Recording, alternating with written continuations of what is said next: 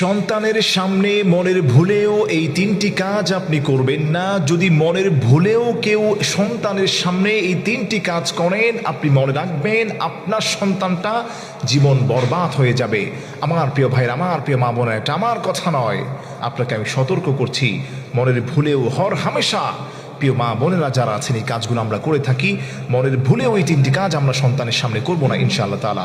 এর মধ্যে নাম্বার 1 হলো যে এই কাজটি মনের ভুলেও যদি আমরা সন্তানদের সামনে করি, বিশেষ করে মা এবং বোনেরা যারা আছেন, আপনারা কিন্তু এই ভুলটা হর হামেশাই করে যাচ্ছেন। 1 নম্বর ভুল হচ্ছে সন্তানের সামনে আপনি কাপড় চেঞ্জ করবেন না।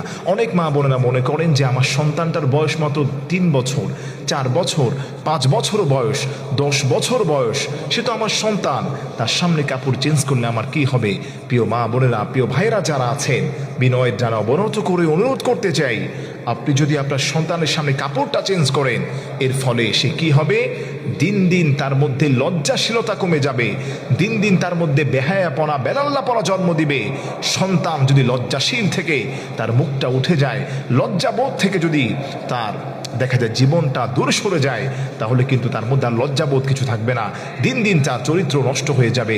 আমার প্রিয় মা বোনেরা, আমার প্রিয় ভাইরা যারা আছেন, আপনারা সবাই জানেন একজন মানুষ, একজন বাচ্চা, বর্তমান বিজ্ঞান এবং মেডিকেল সায়েন্স, চিকিৎসা বিজ্ঞান বলছে একজন সন্তানের বয়স যখন 2 বছর, 2.5 বছর, 3 বছর হয়, এই সময় থেকেই সন্তানটা আঁচ করতে পারে, তার মেমোরিতে এটা নিতে পারে যে তার সামনে কি হচ্ছে।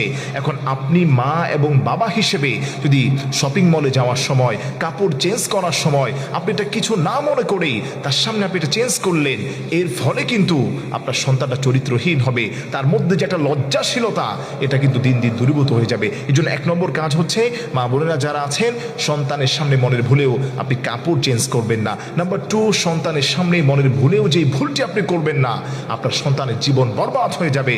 2 নম্বর ভুল হচ্ছে সন্তানের সামনে স্বামী এবং স্ত্রী, আপনি মনোযোগ দিয়ে একটু খেয়াল করবেন, সন্তানের সামনে স্বামী এবং স্ত্রী একজন আরেকজনকে খারাপ কোনো শব্দ ইউজ করবেন না।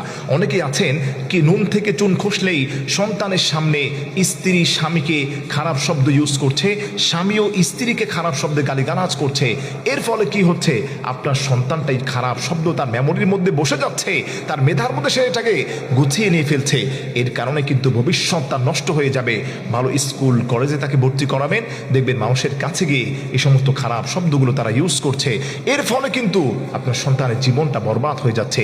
এই জন্য বিনয়ের ডানা অবনত করে অনুরোধ করব, 2 নম্বর যে কাজটি আপনি করবেন না সন্তানের সামনে, সেটি হলো সন্তানের সামনে স্বামী এবং স্ত্রী কখনোই মারামারি